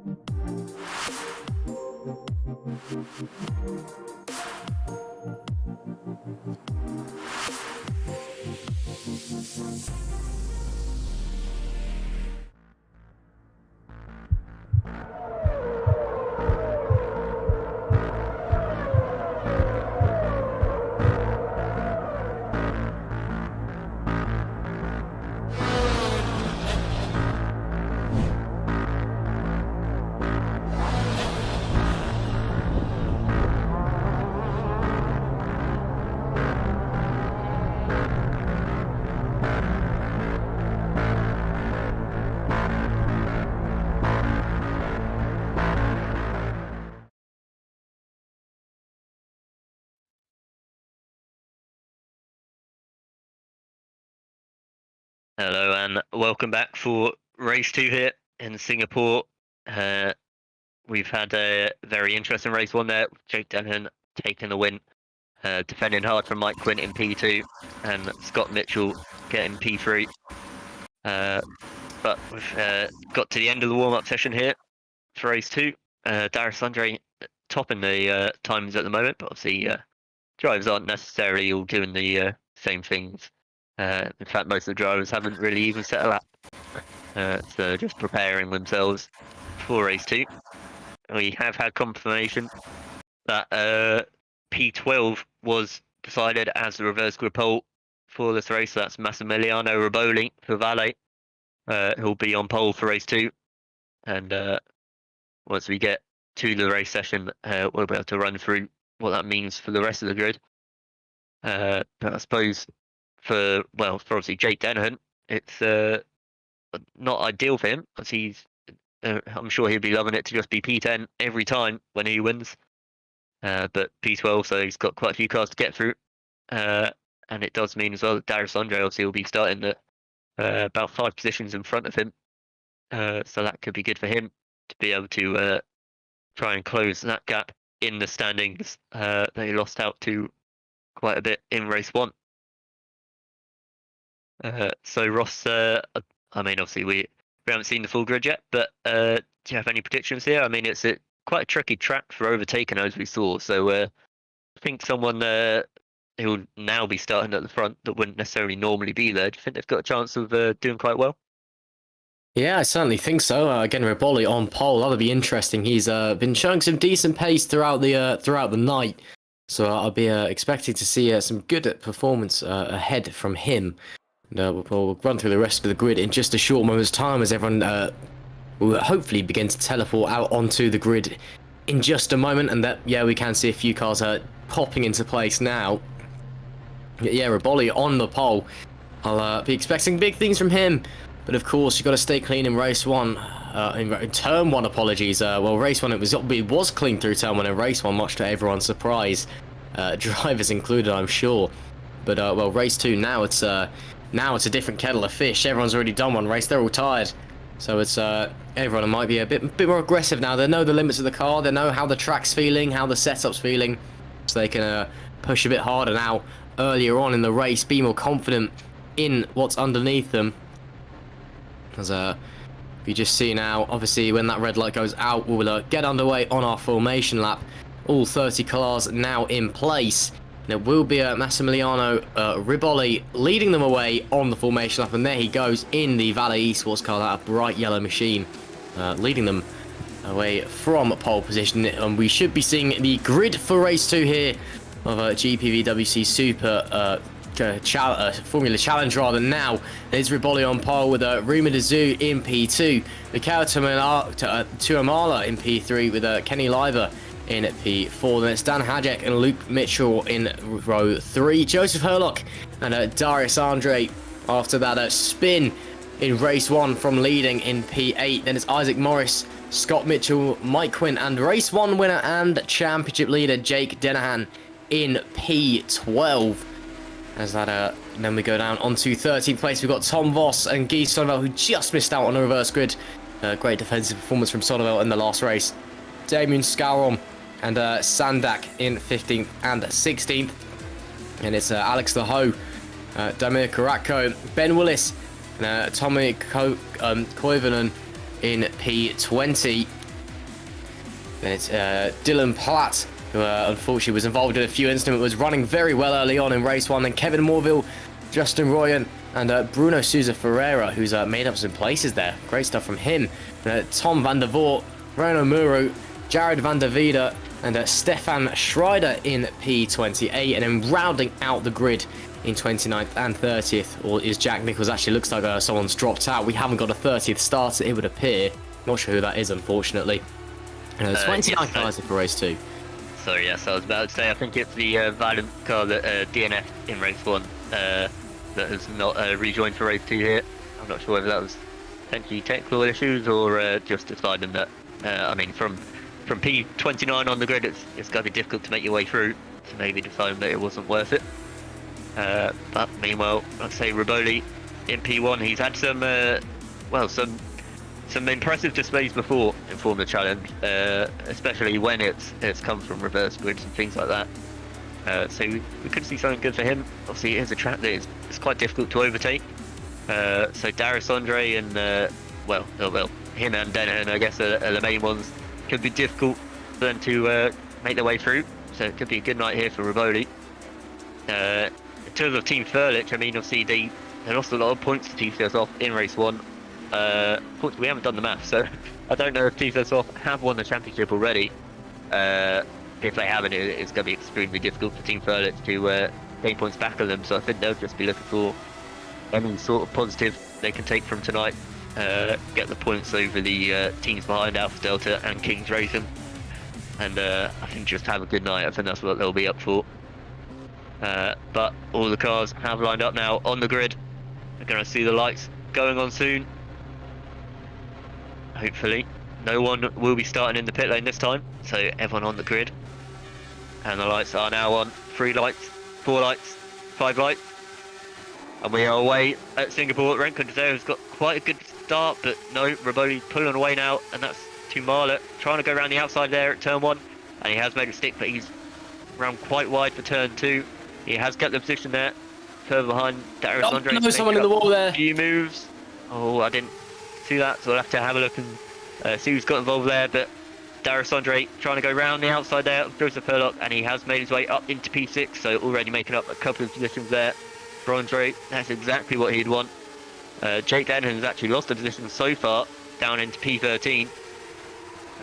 He's going to have a look here, but no, he's under threat from Huis Sonneveld, and that's Dan Hayek as well. There's a lot of instance there, and that's Kenny Leibert. He's made contact there with Renko Dzeo. They've both gone for a spin. That's allowed Hayek back up onto the podium. And up front, I mean, Riboli has just pulled away. Obviously, there's been a few incidents behind that's allowed him to do that. So he's looking very good at the moment. I think there's someone spinning behind. Just have to have a look. I think that's one of the Team Frelik cars has gone spinning. So a relatively bad evening has got worse for them here. Meanwhile, that is Darius Andre now in P6. Is he going to have a move here on Kenny Leibert into P5? And he makes that stick. That's a very clean move there. Very good from him. Exactly what he'd need. And I'm sure the more positions Andre makes up this early, the more Riboli will be sweating getting that on the timing tower. As I don't think anyone would really want to see Darius Andre come charged up behind them. But for now, Darius Andre in P5 with his teammate in P10, so this is quite good so far points-wise for Andre. Isaac Morris as well, up into P7. I think he's made up a few positions here. Scott Mitchell in P9. And then Mike Quint is actually really, from race 1, front runners, has made the least progress. He's dropped back 1 place into P12, but he is behind his teammate, so I'm sure he can... well, he's in the train with all the other fast guys, so sure he won't stay there for too long. And now we've got Luke Mitchell. He was looking quite close to Isaac Morris there, but he had a bit of a slide onto the straight. Obviously no DRS at the moment, we're only on lap 2. So it's purely slipstream and horsepower if anyone wants to make a move, which has been done by Darius Andre onto Renko Dzeo. We're going to stay side by side into the right-hander, but Darius Andre has kept that position and has moved his way up into P4. Further behind that was Luke Mitchell on Jake Dennehan as well. I think that was Jake Dennehan making the move up. And over behind, Mike Quint has lost a few positions too. He's dropped down to P15. I didn't see what happened there, as I think there were two cars getting quite close as well in front. Dylan Platt all the way up into P12 here from P21. That's a great start for him. And this on board of Mike Quint. We'll just see, just go into the left-hander. Oh, and gets pushed wide a little bit there from, I believe that was Dylan Platt. Pushed him into the wall, and unfortunately lost his momentum and dropped him all the way down to P15. So shame to see there, but he's still on the train. Yeah, very chaotic first lap here for race 2 of round 13 of the GPVWC Formula Challenge Championship here at the Marina Bay Street Circuit. There we can see, oh, Morris having a look down the inside of Lyra and a bit of contact between the pair of them. And in the meantime, Riboli is 2.5 seconds up the road. So he's absolutely shot off. Isaac Morris does get the position, though, for P6 there. And actually, that's mainly because Lyra's made a big mistake and is now getting swarmed by Mitchell and Dennehan behind. Dennehan trying to go to the outside, but no gap was there. But yeah, very nice from Morris there. He was very strong in race 1 and looking to continue to improve in race 2 as well. On lap 3, there's Darius Andrew, had a rocket start after his obviously his race 1 drama from leading to P6 after a spin, and he's going for P3 here already down the inside into turn 5. That is as easy as you like. Absolute textbook move there from Darius Andre. And meanwhile, championship rival and race 1 winner Jake Dennehan all the way down to P9, trying to make the move for P8 around the outside, but I don't think it'll come to much. No, it doesn't. Door is closed. So Andre is definitely the man to watch at the moment. Yeah, definitely. Isaac Morris now, he's made his way obviously through on a bit, and he's pulled away quite a bit. So I think he's going to try and follow Darius through. Obviously, there's still quite some gap to him, and there's a few cars in between, which is the more important thing. But Isaac Morris, he's got the pace. I'm sure he'll be believing that he can pass and Dan Hayek here to try and get his way as far.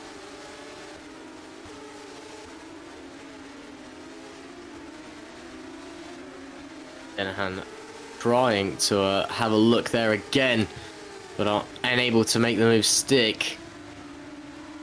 He's just struggling a bit round, it would seem, in comparison to Andre, who's pushing very hard early on. And yeah, Mitchell as well, trying to attack Leiber in front, who's been struggling since Morris got past, already dropped to second back off of Morris, who's just bolted into the distance. Riboli trying his best. Darius Andre there with the fastest lap of the race, 153.496. So he's doing everything he can. And there he is already all over the back of Tuomala. And Riboli 2.5 seconds up the road from the number 10 in front that we see here. There is Riboli in the Valley Esports car. But Andre very close with the DRS open. This will be very easy as well, I suspect. To the inside. On the brakes, yeah. There's no even point to get excited about it. It's another textbook move. Up to P2 goes Darius Andre. We see Scott Mitchell having a go on Leiber as well. Down the inside. Oh, bit of wheel banging. And that sends Leiber almost into the outside wall, but can't do anything. And Dennehan's actually going to try and get through as well. And will get through in a moment. Yes, there he goes. So 2 positions lost for Leiber there. Oh, Dennehan smacks the outside wall. So Dennehan, that was a heavy bit of contact. Hopefully not much damage. But yeah, that wasn't great. And as they run through the middle sector, Andre already chopping away a second from Riboli in front. Platt trying to look to the outside of Quint there. I think that is. And that's Herlock, apologies. Mike Quint, who's had a disaster start. Still down in 14th place. And there is Sandak fighting with Voss for 15th, who also has another great start. Sandak for a Downforce Scale Electrics, who was quiet in race 1, but's doing a good job here so far. Oh, bit of a wobble there, though, on the exit of the corner. I should say I am now back. There you go. Unfortunately, my headset decided to turn itself off at an unfortunate time. That's not very helpful. But I am back. We've just seen Isaac Morris make a quite nice move to make his way up into P5 ahead of Remco Zeo. And now he'll be charging down higher. But yeah, you've got to say Darius Andre here. He's cut out a massive gap. He was almost a second quicker than Massimiliano Rivoli on that last lap. So he will be aiming for that win with Jake Dennon all the way down in P8. This could be very good for Andre here. Just so as well, Joseph Hurlock sliding his way through the first sector. He's got the DRS and the slipstream on Kenny Leiber. He might be a little bit too far back though to make a move. And he is, but just in front. I know it's Jake Denham and Scott Mitchell made a bit of contact. Almost making a bit more there. But I'm not too sure what position they were originally in. But Jake Denham has made his way to P6. Scott Mitchell P7 and Remco Zeo in P8. And we'll have a replay here to see what exactly happened. So it was Scott Mitchell. Oh, it was actually Scott Mitchell trying to make a move here on Remco Zeo. So Denham wasn't actually involved in the first place. And they just came together at the apex. Denham having to jump around the outside of the track there to avoid him. And well, he's made the two positions. I don't know exactly what the legality is of that. Obviously, they were having their own incident, so he might be able to keep them positions. But at the moment, he is in P6. Yeah, Hajek now trying to get to Omala in front. There is a Van der Weide, I think, who was one of the drivers in the wall at the start. All the way down in P28 now, which is a shame for them. Hajek still pushing for third, though. Andre is right on the back of Riboli. So it's taken him, what, 3 laps to take out 2.5 seconds from the leader. Pulls to the inside, tries to just cool the engine down a bit, potentially. Just running a bit hot, it would seem. Through the first section, you can just see. Oh, Riboli's just not quite as on it, I think. Just not quite as... The car just not seemingly switched on. Just, well, he's driving his own lines. Andre, well, is absolutely flying. And we'll see down here. Oh, sorry, no. Yeah, that's an ooh from Josh, but I'm sure we'll come back to that in a minute because Andre going for the lead of the race here. And once again, it's his favourite move this race, down the inside into turn 5. It is Darius Andre that leads this race from Massimiliano Riboli. And now, Josh, what was your... Oh, no, that is a big accident there. Yeah, that was the ooh.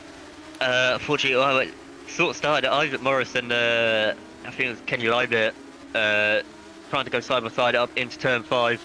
There was a few chain reaction things happening from it, and that's unfortunately Scott Mitchell with no front wing. He had he was sent into a spin really down the straight. I think he was just closing in on someone and got a little bit caught out with the DRS open, sent himself into the spin.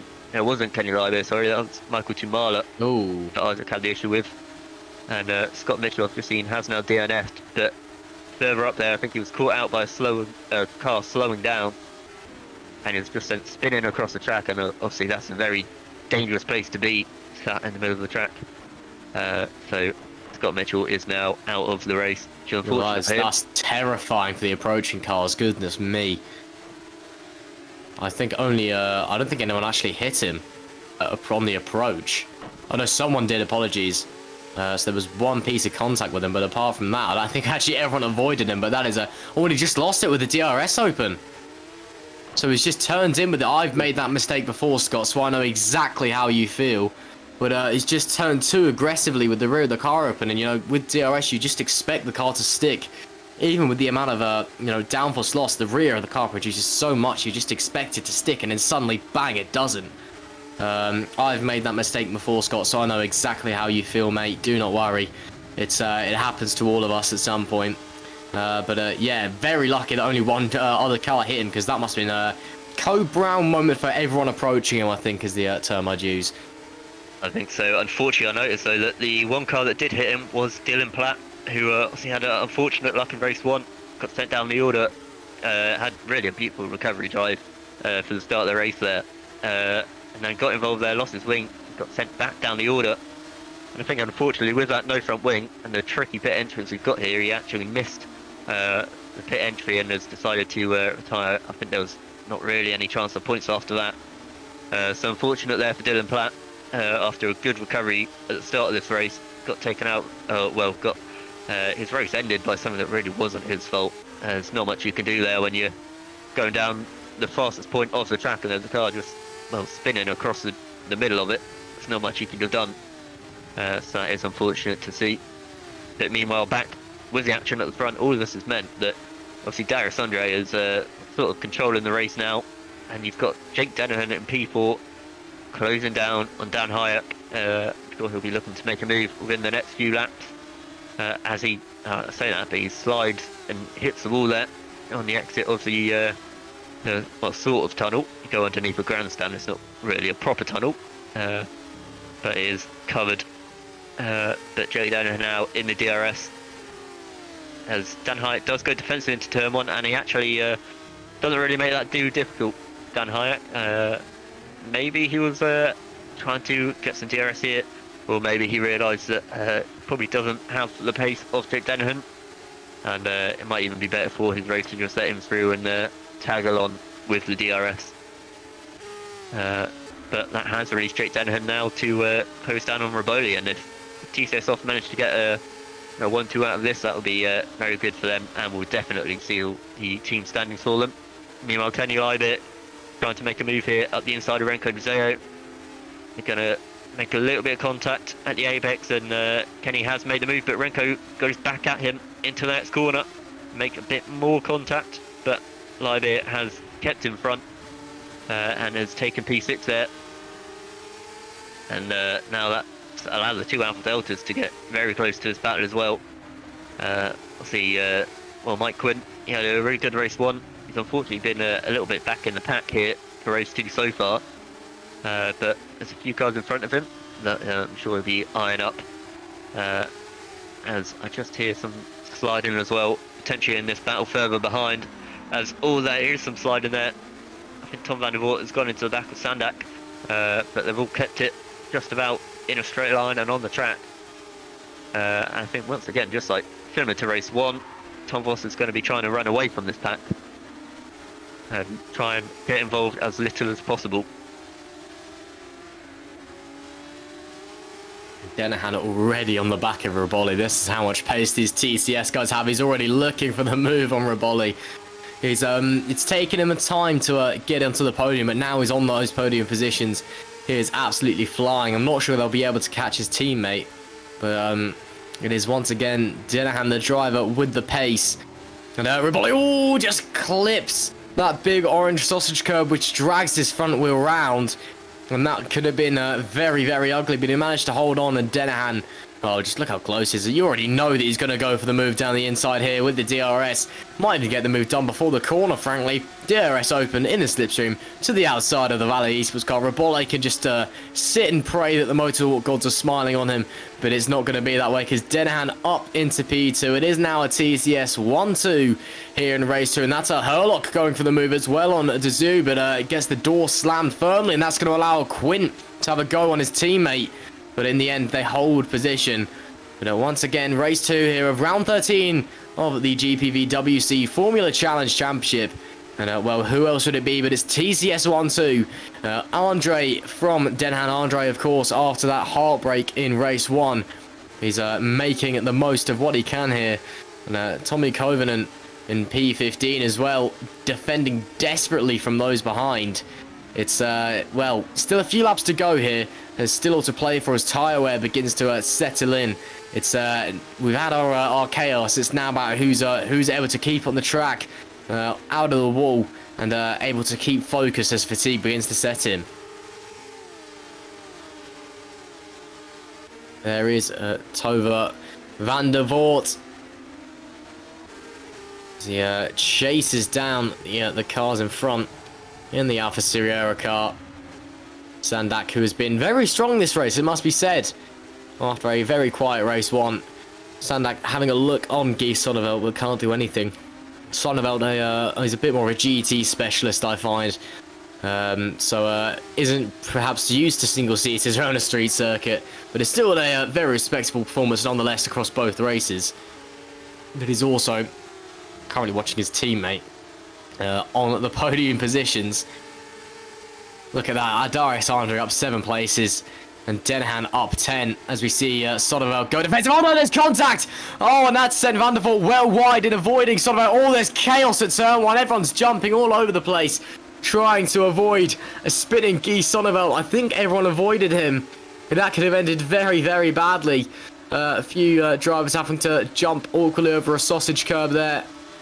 As Sonovel just contact with Sandak, and he was spinning round at turn 1. And we can see some movement going on ahead as well. That's Jack Nichols trying to have a go on, that's Suomala in 16th. And there's Quint down in P9.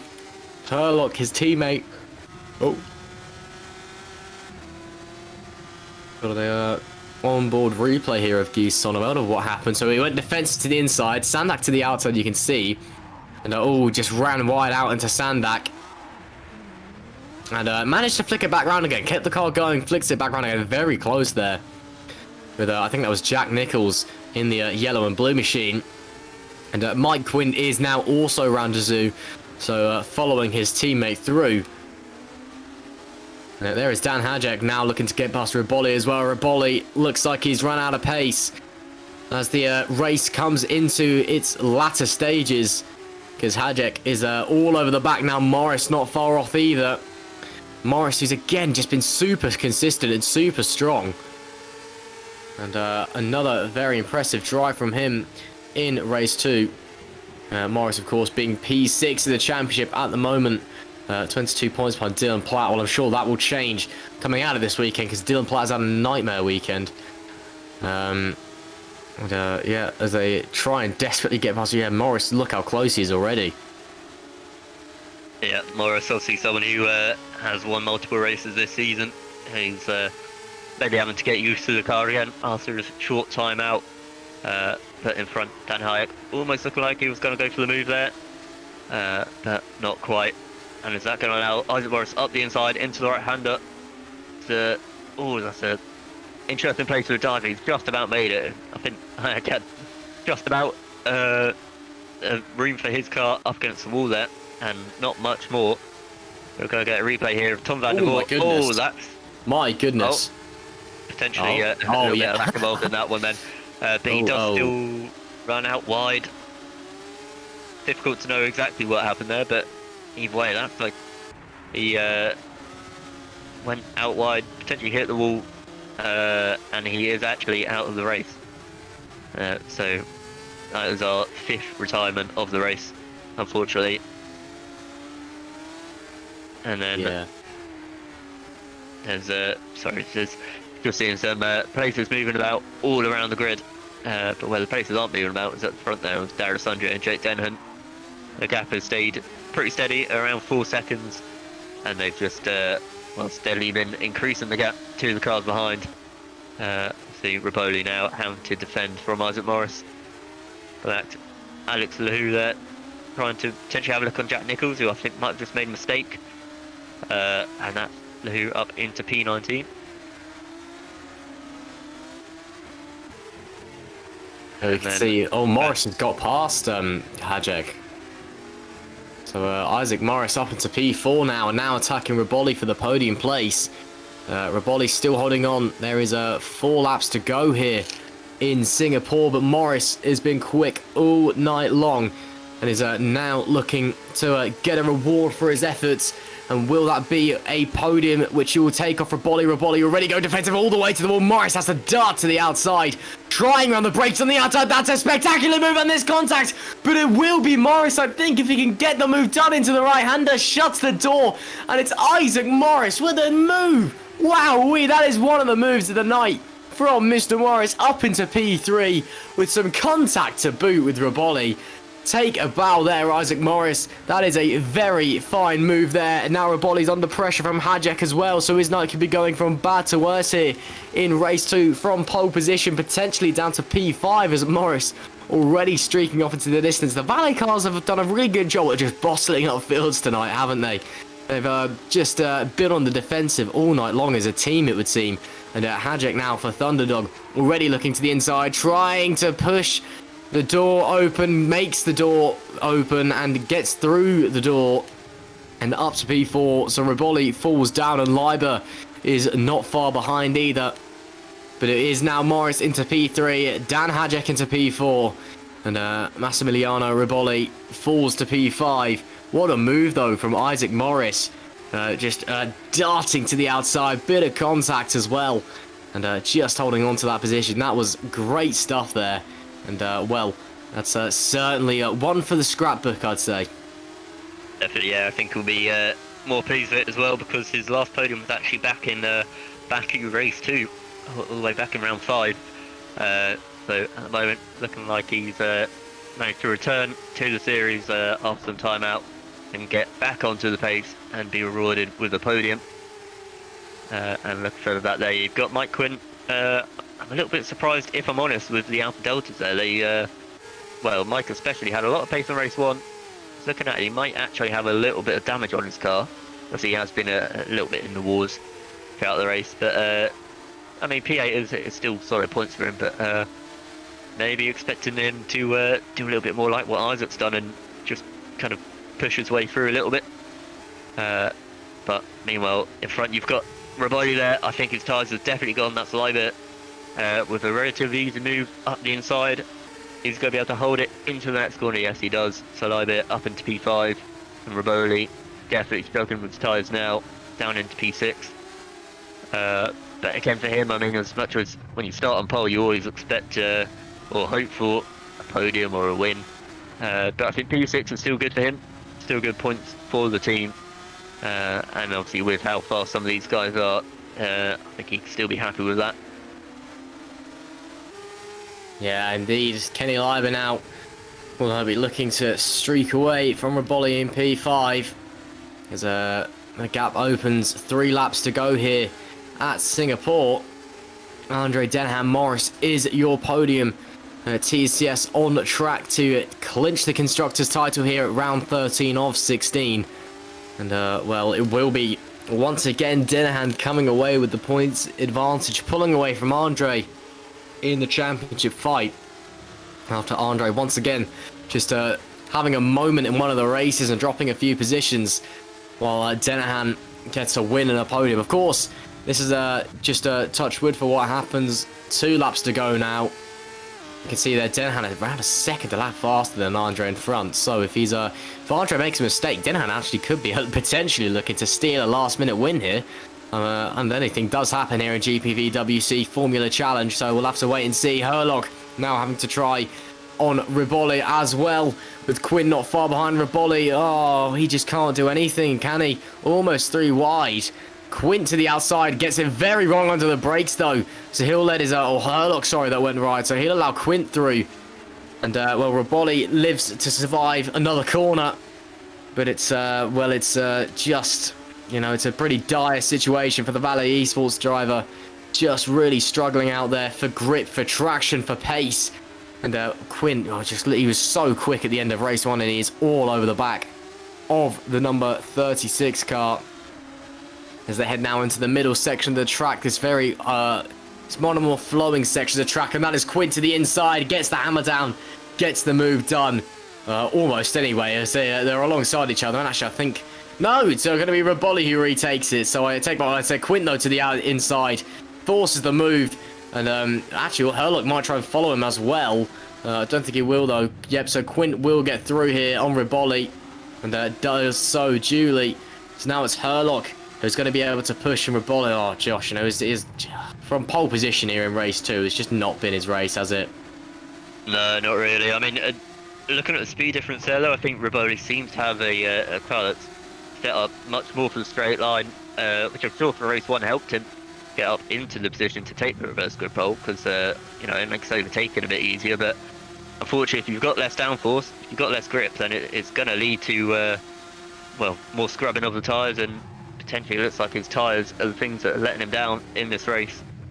So he's dropped down to P7. He's got Joseph Herlock now as well, all over the back of him. He might just about still get the DRS of Mike Quinn, but I think he needs a bit more than that to stay in front here as he runs wide, again heading onto the straight. But you might notice here he's just going to actually pull away from the Alpha Delta, even though they've both got DRS, so neither with slipstream. So an under brakes, Herlock can just brake. Well, I was going to say so much later. He did still brake later, but not quite late enough. But he's going to have a send here into the right-hander. We've seen a lot of moves. Well, quite late moves happen there, and Herlock has done another one to take that P7. At the moment, I mean, you'd hope on the final lap, Rebellion going to be safely in P8. Rincon is a few seconds back. And I think, you know, he's just going to have to settle there. Clearly his tyres are not in the best of conditions. Meanwhile, at the front, as you mentioned last lap, Danahan has closed in massively on Andre here. I think Andre, I mean, we saw him as well in race 1. His tyres let go just before the end. And it seems like they've done the same here. Obviously, he's not spun out here. I guess he's had a bit of a margin to play with. But he has been closed massively by his teammate. It looks like it's not going to be enough for Danahan. I'm sure he'll be thinking he needs one more lap to let me contact low. And it goes into the back of him at the final corner. That would be a very bad place to take your teammate out, but they are going to cross the line with a 1-2 there for the TCS Off Racing guys. So Andre does claw back a few points there, but obviously with the race 1 result, I think Danahan's gone away with an increase in the lead of his championship.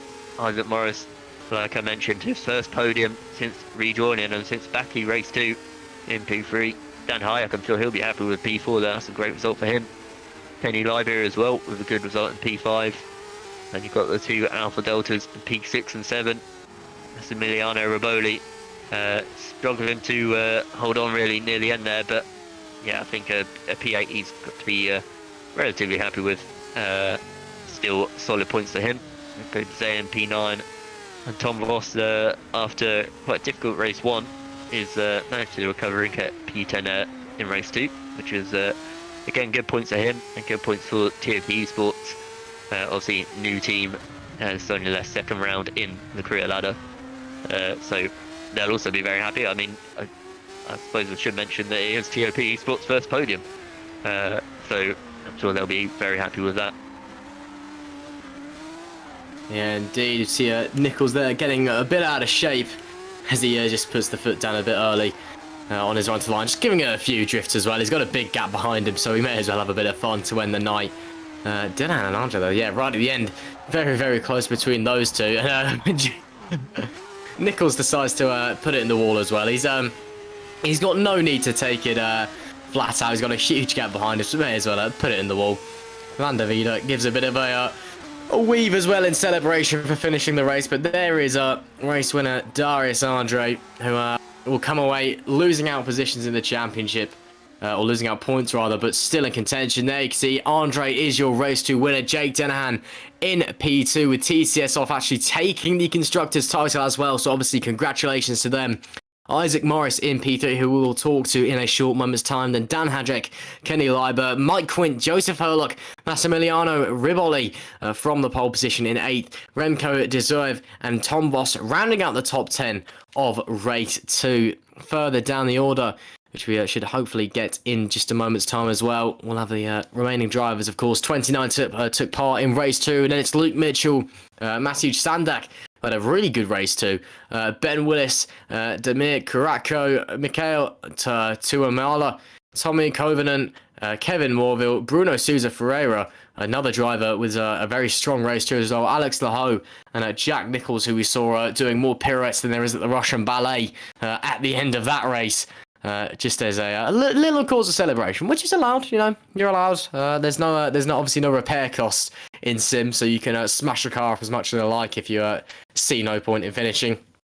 And then hopefully we'll just get the remaining drivers as well in a short moment's time, and then we'll be speaking to a few of the drivers. Then it's Jared van der Vida, Justin Royan, Geese. So then it's a whole load of DNS. Wow, it's Justin Royan, Geese Sonneveld, Relino Muro, Tom van der Voort, Dylan Platt, Scott Mitchell, Damon Scouron, and Stefan Strider, who are all DNF'd from this race. A lot of DNFs there in race 2. But that is your round 13 here for Formula Challenge, and it was a very enjoyable round 13. Couple of great races there. And, championship win there for TTS as well. Yeah, it was some very good stuff. Like I say, I think we've got a few interviews that we'll be doing. We're going to start off with Isaac Morris, obviously returning driver to the series last time out, and now he's got his first podium back. Isaac, can you be very happy with that? Yeah. Nice. Well, it's good to hear then.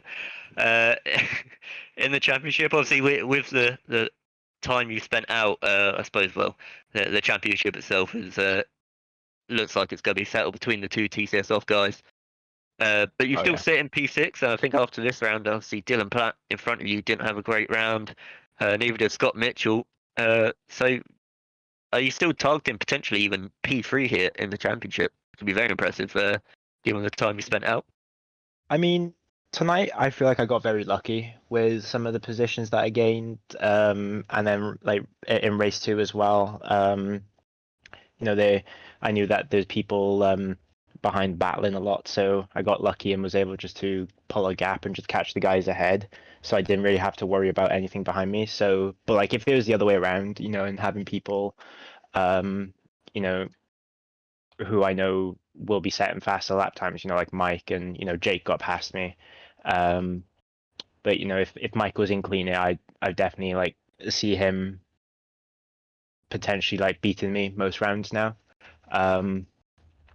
But yeah, P3 is still on the table. We'll see after Suzuka what the potential like, but at worst P4 is what I'm going for. Especially with spending, what was it, like 4 rounds, 3 rounds, something like that out of the championship. Yeah, well, that is very good to hear, and we wish you the best of luck for the rest of the season. Then with that, we're going to speak to as well your team boss here, Owen McGorgy. We'll see TOP Esports, sorry, just coming in midway through the season last time out, and you've already got your first podium. How's that for you? And I mean, what does that potentially mean for the future? Oh, it's brilliant to in our second race get a podium and all 4 points finishes as well in that race was it was very, very good. I mean, it's the drivers that did the work. Isaac did absolutely amazing today, and well, I don't know what's going to happen for the rest of the season and beyond, but hopefully we can repeat this and maybe even get a few wins. Well, that's very good. We'll be looking forward to that. I think as well. Then we've got to speak to arguably the most important team, or the happiest team manager, I should say, on the grid right now. Carter McColeman, manager of TCS Off Racing. Tonight you secured the team's championship. How was that for you? That was very, very exciting, and I'm very happy that we got the championship. They couldn't have made it any harder on themselves this race. That was a lot of battling. Yeah, I think that's something that I wanted to ask you, to be honest. Throughout the season, I'm guessing there's no team orders really between those two. We've seen quite a few battles throughout the season where I've been clenching, and just watching as the commentator, I can't imagine what it would be like as the team manager through that. But clearly, you're happy to let them race. I mean, they haven't taken each other out really so far this season, so I suppose you can trust them with that. Yeah, they've been pretty good so far this season. They just wanted to make sure that no one could say that we had team orders. Yeah, that's very good. Obviously, as well for you, TCS Off, you were in Super League Lights last time out, last season. You dropped down to form a challenge, and clearly that's worked out very well for you. With winning the championship now, are you planning on sort of rebuilding a little bit, just moving back up the career ladder, or what are your plans really for the future? I mean, at the moment, the plans for the future, we have some idea of where we're gonna go. We're not gonna stay in Formula Challenge. I know that for sure. We're gonna move up. We're gonna see what we can do and try and replicate the success we had this year and continue to grow and improve. Nice, that's very good to hear then, and I look forward to seeing where you can end up in the future seasons. So Thank you. then was round 13 here of GPVWC Formula Challenge at Singapore. Ross, do you have anything to add from what we've seen tonight? Well, I mean, it was everything we kind of expected coming into it, I think. You know, great couple of races we had on our hands. Of course, TCS coming away from that one with the Drivers' Championship, no, the Constructors' Championship, sorry, should I rather say as well. And now their two guys going to bust it out for the drivers. And well, again, great pair of races. On to Japan. Yeah. Well, as I say, perfect segue then. Like I say, in 2 weeks' time, we'll be heading to the Suzuka circuit in Japan for, well, the first of the final 3 rounds of the season. In the meantime, on Thursday, we've got Super Cup here at Singapore. And then next week, it's the development series of Super League Lights and Super League, again, at Singapore. But until then, I've been Josh, joined by Ross, McIntyre, and Szymon Frelik on the cameras. Goodbye.